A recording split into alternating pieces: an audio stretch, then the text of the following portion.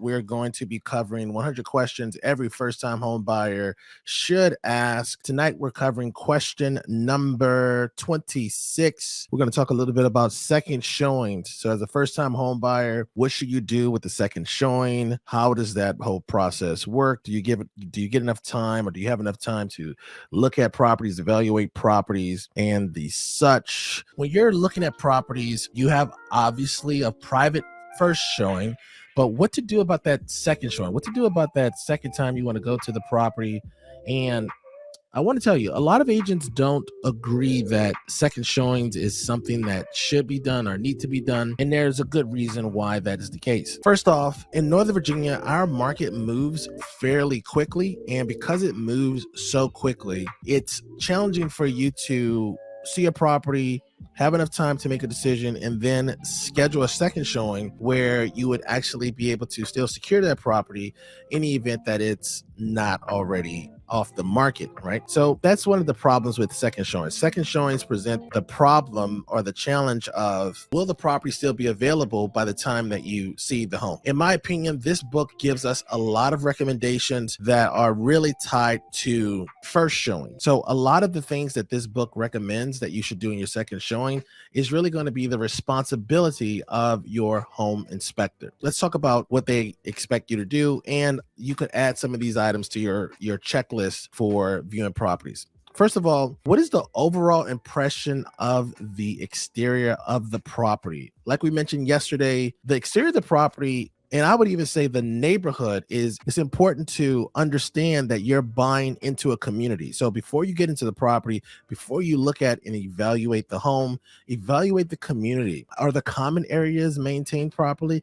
Common area maintenance, which is the property that belongs to the HOA, given the fact that most properties, over 70% of properties in Northern Virginia are in an HOA or a condo association. So it's very likely that you're going to be purchasing a property that's in one of these associations. Check out the common area. Now, when it comes to the exterior of the property, because a lot of us are limited in what we understand about homes, a lot of the stuff you're not going to really know. So even if you looked at the roof, like this book suggests, what are you looking at when you look at the roof? They would like you to see, any buckling tiles, or if the shingles look like they're in disrepair. A lot of that stuff is really going to be up to your experience in the home improvement industry. But there are a couple things you could look for that are going to be very costly. These are things you can make observations from when you're walking into the property. Is the sidewalk cracked? Concrete is it's not cheap. So just imagine everything that you see that may be a problem is probably a couple $1,000s. The sidewalk is important. You want to make sure that there isn't any kind of wood rot or any kind of damage around the exterior of the property, as far as like the window seals, the door jambs. You also looking at the condition of the siding. That's going to be important to you. Siding is hella expensive. It is not reasonably priced whatsoever. And we learned this on one of our listings a couple years ago, that siding discolors, or the sun changes the color of siding over several years. So that means that you won't be able to repair the siding with another piece of siding that looks similar to the other pieces. So that's going to stick out. So it's very likely that you're going to want to replace all of the siding. So you're looking at a multiple $1,000 project. So you want to check that out before you move into the property, and just know that, okay, great. Do I want to make this repair moving forward? Right? So that's the overall impression of the exterior. We already talked about the roof, which is number 2. Number 3 is going to be windows and door frames. We kind of talked about that. In the interior of the property, you want to look at the windows, and you want to see, like, what is the age of the windows? Are they newer windows? Do they have more features on them, which is going to be a sign that they are newer? Are they double pane? In Northern Virginia, especially in like the older single family homes, they have these 2-pane window systems where there's one window that looks like just a traditional old window, and then there's like this pane of glass that looks like it's maybe 2 inches away from the window. That is going to be an older window that you probably are going to want to replace sometime in the future, especially because most people stay in properties between 7 to 11 years. Can you deal with those windows the way they are? It's likely that you're going to be thinking about replacing them. When it comes to door frames, making sure that the doors open and close properly. Number 4, what are the impressions of the interior of the property? When you're walking on wood floors, especially on stairs, expect to have some type of creak, right? Some creaking sound. Creaking sounds, I'm just going to let you know right now, that is a construction issue, and it is very likely you will not be able to fix that problem. So usually you see it with carpeted areas because the subfloor is not attached properly, but it may be a problem that you will never be able to fix. So you just want to know, are you comfortable with that creaking sound, right? So if you hear the creak, just know that that creak is going to be with you for the rest of your house life. This book recommends that you look at the attic or crawl space. I don't recommend you do that. I'd recommend that you see if you have access to that space. So if you're going to talk about the attic, a lot of these single family homes and townhouses, they're going to have like a small hatch sometimes in your owner's suite closet, or they may not even have an attic if it's a vaulted ceiling.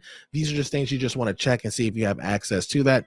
We don't really have too many crawl spaces in Northern Virginia because we have basements in most of our properties. So crawl spaces are usually tied to homes that are kind of elevated. As far as plumbing and electricity, this book is recommending that you turn on all faucets and sinks, and also flick on all the lights and stuff. I don't think that's a really reasonable thing to do, given the fact that a lot of these items are going to be in your home inspection items. And also, how would you be able to really test whether or not the faucet and the sinks are working? How would you be able to gauge that test? It's best to leave some of these items to your home inspector and to know that you expect to have a home inspection. Even in a fast moving market, you could do what's called a walking talk inspection, where you still have a home inspector come through and do a little preview of the property and check out the major systems and some of these other items that you believe are going to be an issue. When you go to the basement, it's important for you to be paying special attention in the basement. As soon as you get to the basement, you want to make sure that the basement does not smell musty. Musty smells in the basement is usually a sign of poor ventilation and potentially moisture damage. If the air in the basement feels humid and it's not a walkout basement, you may have an issue. Now, with the mechanical systems, you really just want to know what the age of these systems are. There's really not going to be a way that you can look at them and make an intelligent decision about what is the true condition of them, because they kind of need to be tested by a professional. And then lastly, pests. This is also something, pests don't really travel where where humans are walking, so are going to be inhabiting. So it's likely that you won't really see the pest, and you can get a pest inspection. Okay. One of the things I do like about this book that it recommends is that you should envision yourself in the property. So there are a couple questions that it asks you to just ponder.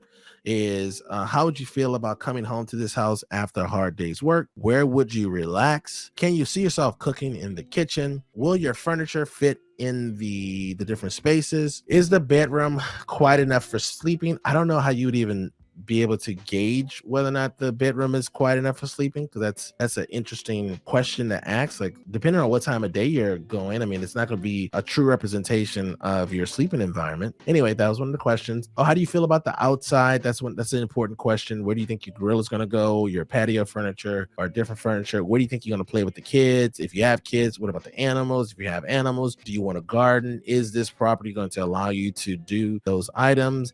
Another important thing is the home on a flight path? So in Loudoun County and in some parts of Herndon, this can be an issue. And last question it talks about is, do you feel relaxed in the home? When it comes to second showings, it's really just not likely that you're going to have an opportunity to do a second showing in Northern Virginia. A lot of our clients view the home inspection as their opportunity to essentially have a second showing. So you want to make sure that you start your home buying process really focused on what are the important issues for me. What are my non-negotiables? What are my must-haves? And what are items on my wish list? If you could find those items in your first showing, then it's very likely that you're going to be placing an offer on that property. All right, let's talk about when do we see second showings in our market. Luxury properties are the time when we really see second showings. Luxury properties are usually properties that are over 1.2, $1.3 million, depending on what part of the county you're in. And those properties usually tend to sit on the market a little bit longer. For those types of properties, second showings are very common. Also, new construction properties, walking through the model once and then maybe walking the site or coming back to look at the model. Those are scenarios where you look at properties more than once. So that is it. That's question number 26. Question number 26, what to do in a second showing.